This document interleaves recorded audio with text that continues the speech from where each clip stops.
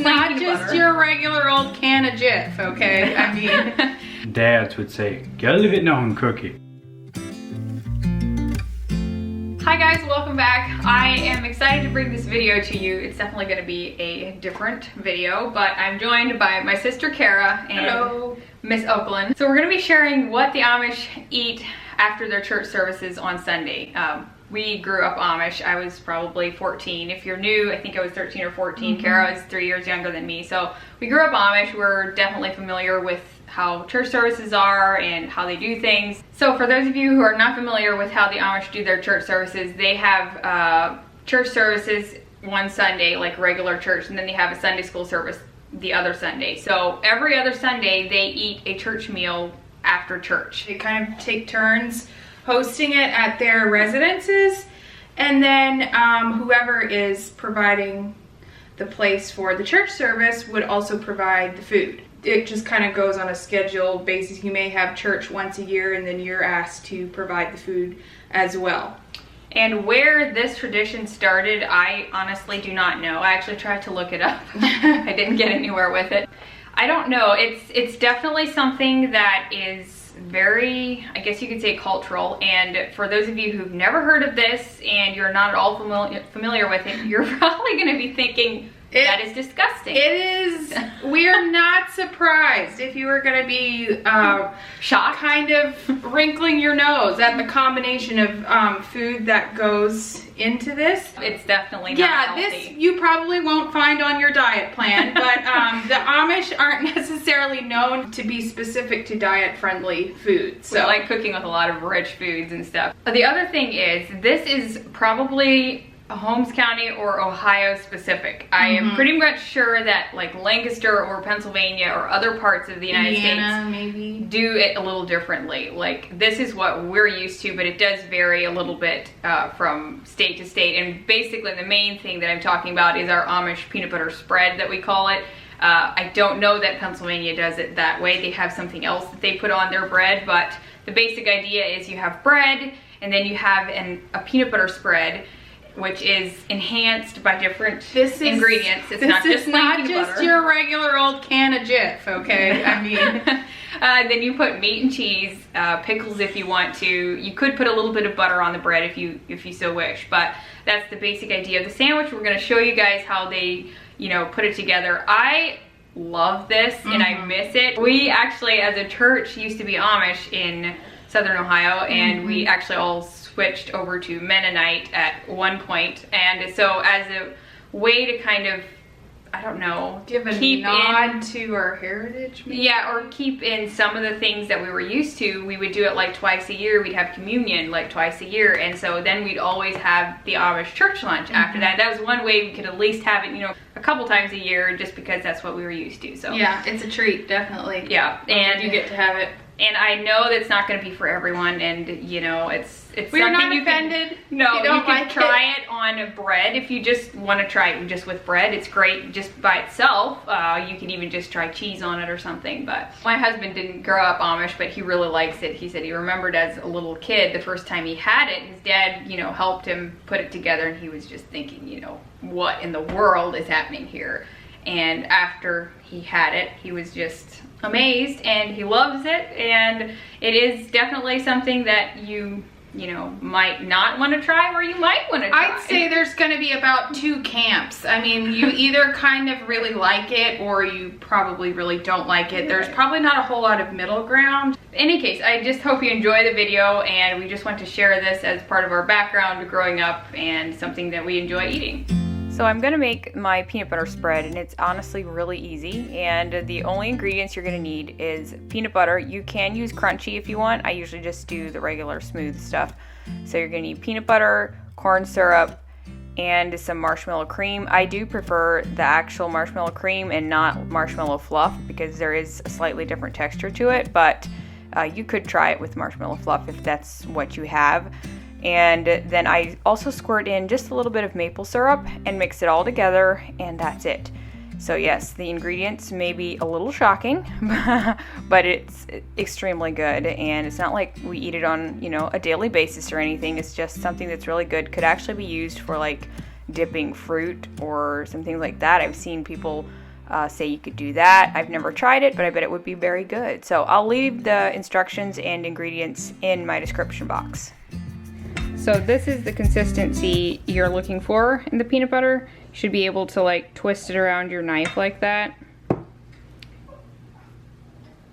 So Lynette is gonna be also making something that they make for the children to eat, or the babies. It's called Boppity Soup.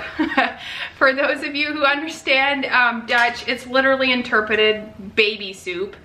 And this is another really controversial food that they have, or that they make. It is bread and milk in like a browned butter mixture. Maybe a little bit of salt. So for those of you who like interesting textures, this is for you. So again, no surprise if you don't like it, because it's soggy bread for some of you.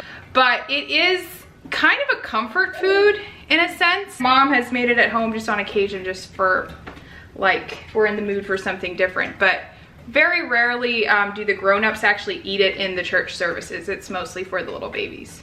Okay, so I am browning some butter first, and that is done by melting it and letting it cook until there's some brown flakes. So once again, if you watch some of my other videos, you will know that I do love brown butter. I mean, if you wouldn't brown the butter, it wouldn't turn out. Let's just put it that way. This is kind of what brings the flavor into it. But so the next thing you're gonna do is just rip some bread and put it in there. Generally you want to use like homemade bread, something that's like really soft. And you just kind of put it in there until you think it looks right. It kind of Doesn't really matter how soaks big the it up. pieces are. No.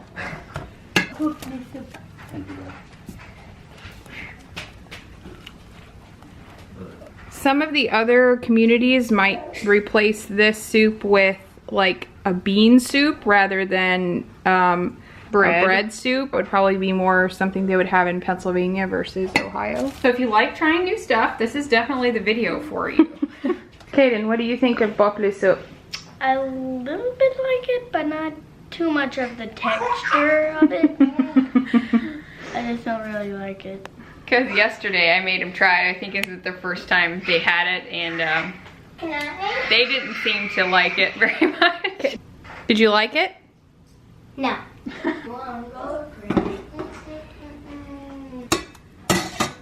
So before I get into actually how we put the whole Amish church lunch together, I need to show you guys the ingredients that we're going to be using. And that is the main things, like we said, are cheese.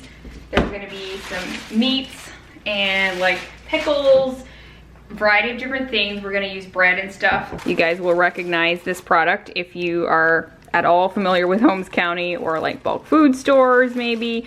If you've ever visited there.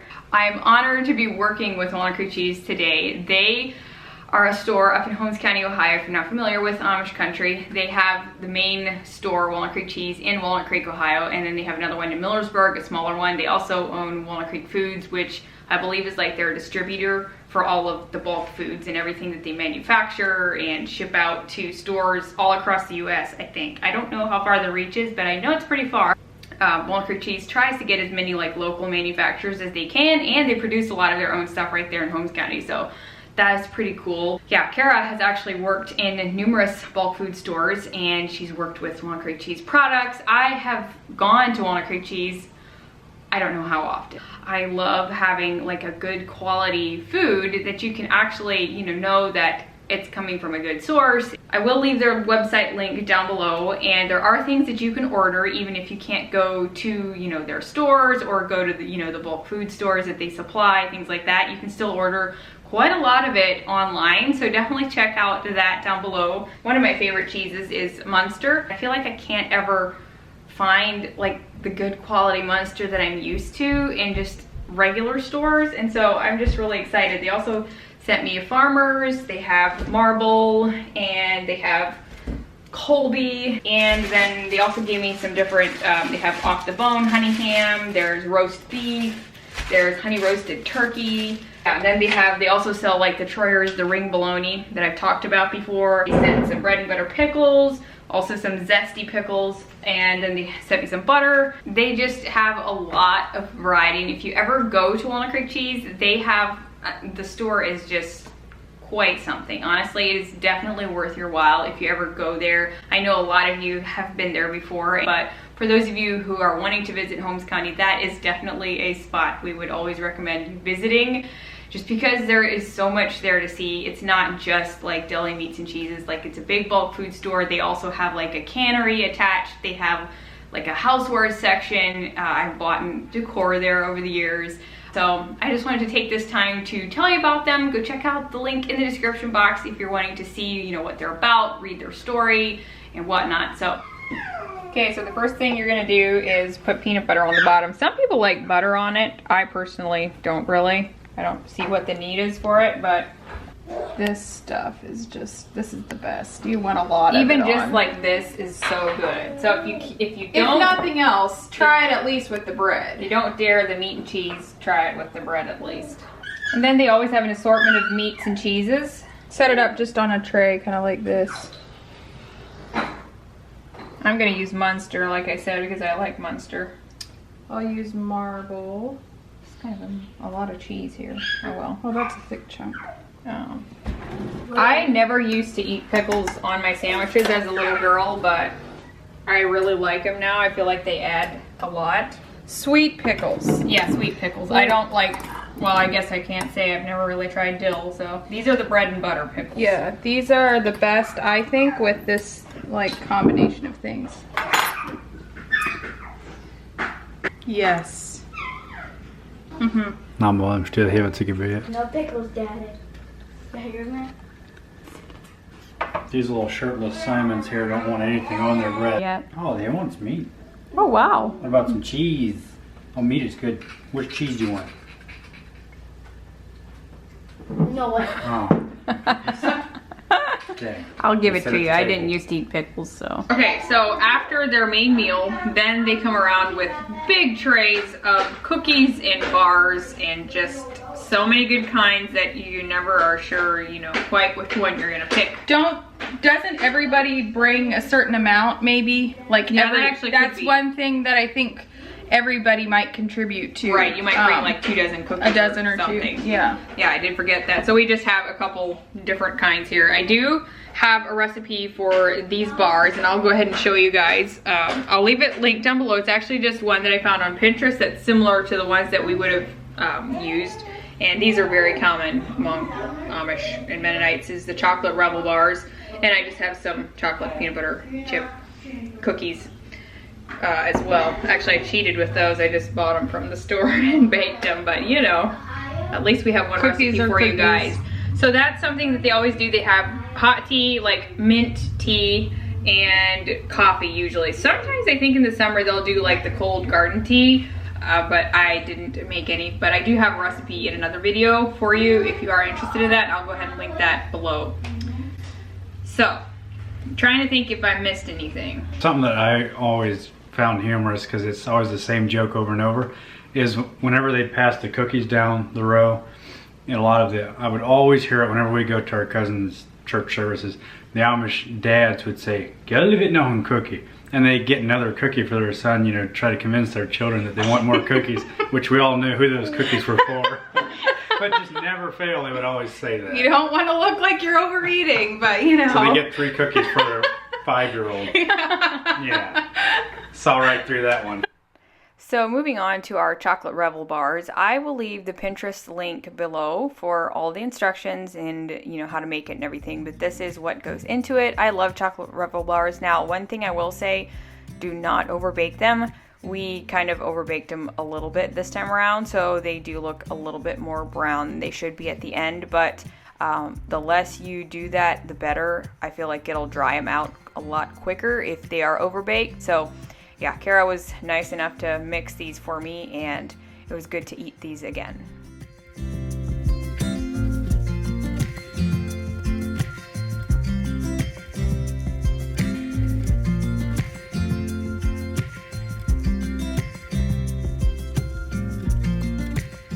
So the main ingredients that we mixed is what is consisting of the crust, and then also we saved some for the top. So you spread this out in a 10 by 15 pan, and these I have actually found at Walmart already. Generally you find them at like Amish stores and stuff with lids, but you can also just buy the pan at Walmart. And then here I'm making the chocolate sauce, which is sweetened condensed milk and chocolate chips and a little bit of margarine or butter, I think butter, but we ended up putting in a little bit of oil just to keep it from looking kind of sticky, as you can see there. So it makes it more like smooth and buttery looking. And then you just pour that on top of the crust. You will not have baked the crust before this, and then you just pour the chocolate on top and then put what's left of the crust and kind of put it on top of it in like little chunks, as you can see her doing here.